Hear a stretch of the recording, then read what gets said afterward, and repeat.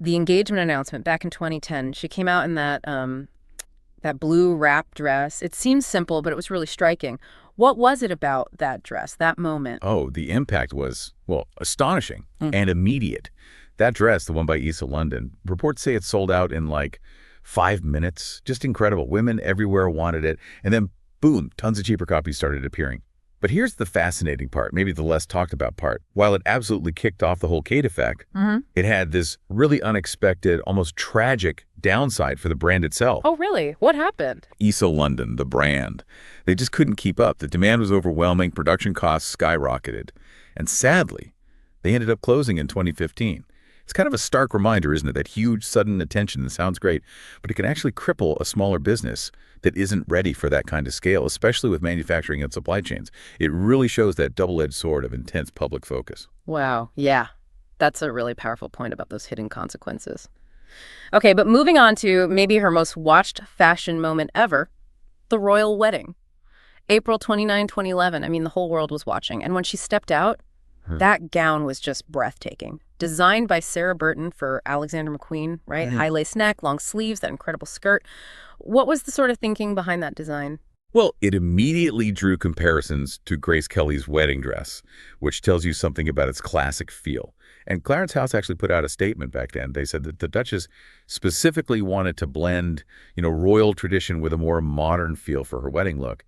And I think everyone agrees. She absolutely nailed it. It felt both regal and somehow really fresh. Yeah, definitely.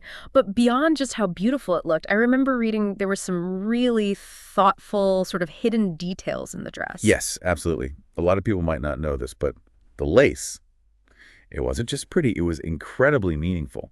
Made by the Royal School of Needlework, it actually had the national flowers of all 4 UK nations woven in.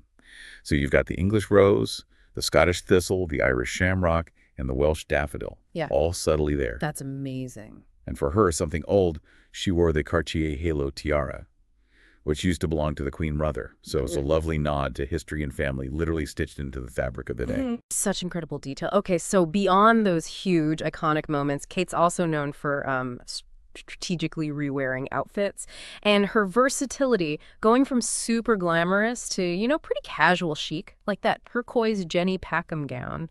She wore it first to a London Olympics gala in 2012. It had those lace-cap sleeves, the crystal belt, apparently modified from the runway version for a bit more modesty. But then she wore it again in 2018 for the Tusk Conservation Awards. Why do that, do you think? What's the message? Yeah, it's a fascinating choice, isn't it? And she even changed it up slightly the second time. Her hairstyle was different down instead of the updo she had the first time. Yeah. And, beyond just seeming relatable, doing this consistently, it sends a powerful signal. We live in this age of fast fashion, always needing something new. So when a global figure like her champions wearing things again, it makes it, well, not just okay, but actually chic. It's not just an excuse not to buy a new dress, like some reports said. It feels more like a quiet statement about sustainability, maybe, thoughtful consumption. Absolutely. It makes re-wearing feel normal, which is great.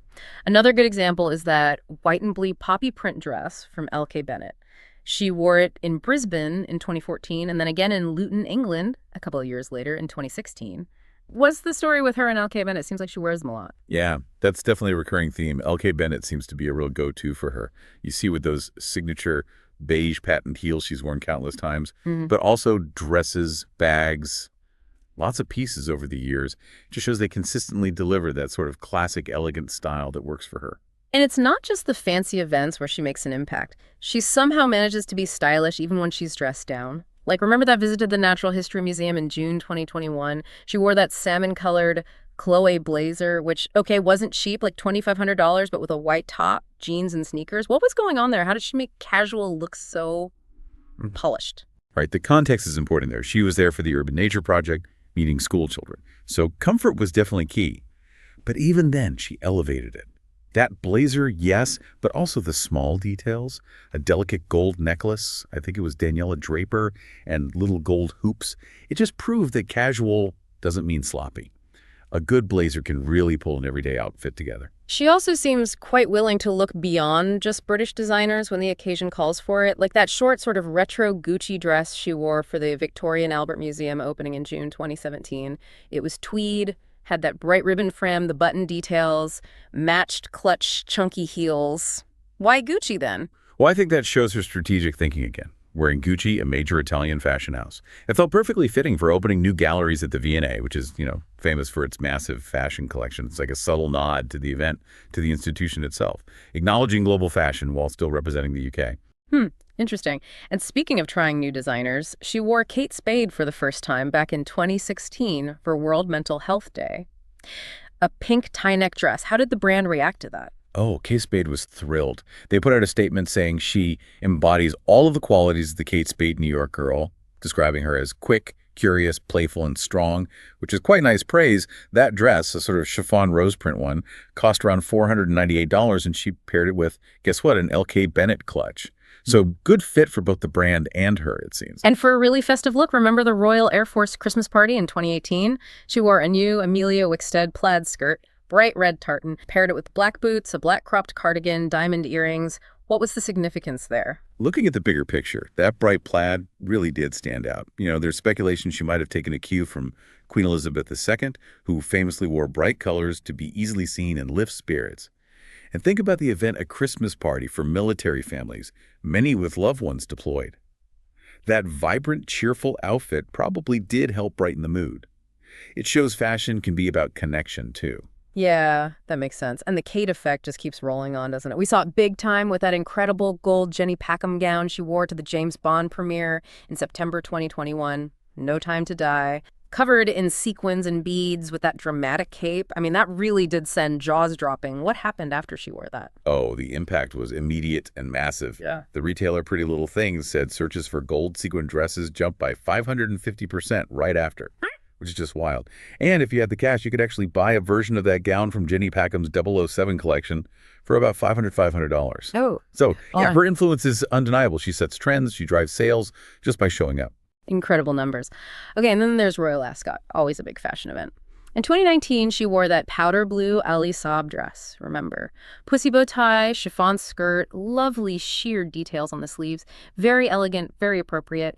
But she also had that huge Philip Treacy floral hat. How on earth did she manage that? Ascot can be windy. Yes, those hats are a challenge. But she handled it with typical grace. The trick seemed to be wearing it at quite a specific angle, tilted off to the side, which cleverly showed off the braided hairstyle she had underneath. And she paired it all with metallic silver heels and a matching clutch. Just really elegant and, well, thought through, even down to the hat angle. It's that attention to detail. Her wardrobe really does seem to blend practicality with that necessary royal poise. Even on less flashy occasions, like her solo trip to Luxembourg in 2017, she was acting as a sort of Brexit ambassador then. She wore that pastel blue Amelia Wickstead kurt dress, blazer top swingy skirt. It managed to look dressy, but also businesslike. Almost a bit 50s vintage, but kept modern with her hair and those beige pumps she loves. Exactly. It bridges that gap really well. Yeah. Or think about Princess Eugenie's wedding in October 2018. Kate wore that berry-colored Alexander McQueen dress. People noted it was almost identical to a pink one she'd worn before. And she had that matching fuchsia Philip Treacy headpiece, which, rather amusingly, she literally had to hold on to because it was so windy. Right. Even royals have to battle the elements sometimes. And even Christmas Day, the church walk in 2019, that was the first time George and Charlotte came along, she wore that gray Catherine Walker coat. Fur trim, belted, military buttons, full skirt, looked so cozy. And she coordinated perfectly with Charlotte's little green coat. Underneath, apparently, it was a Michael Kors dress she'd worn before. It's not just the big events, though, is it? Even everyday things. You're absolutely right. School drop-offs are apparently not exempt from stylish planning. When Princess Charlotte started school in September 2019, Kate wore a belted floral shirt dress by Michael Kors. And the interesting thing is, people realized she'd only really been seen in it once before, in a paparazzi photo, driving to Harry and Meghan's wedding rehearsal. Yeah. And the really clever part, the dress had a red, white, and blue floral print, which perfectly matched George and Charlotte's navy and red school uniforms. It just goes to show she's always thinking about the visual of the photo op, making even a mundane task like the school run feel a bit special, a bit coordinated. So wrapping up this deep dive, then, it really is clear, isn't it? From that instant sellout with the Easter dress right through to her thoughtful rewears. Kate Middleton's fashion is this incredible mix. Tradition, modern style, and really strategic communication. We've seen how designers like McQueen, Jenny Packham, Issa, L.K. Bennett, Wickstead, Michael Kors, so many have helped shape that iconic image. And if you look at the bigger picture, her choices show this really careful balancing act. It's her personal taste, yes, but also her royal duties, and definitely an understanding of her global platform. She uses fashion almost like, well, like nonverbal communication, to connect, to send messages. Which really brings up a question for you, listening at home, to think about. In this world of fast fashion, always needing the next new thing, what message does someone like Kate send when she does rewear outfits? Or when she champions both those super high-end designers and more affordable pieces? What does all this consistent style storytelling really mean for the future of the royal image? And maybe even for that bigger conversation about sustainability and fashion? Some really interesting things to ponder there. Thank you so much for joining us on the deep dive today.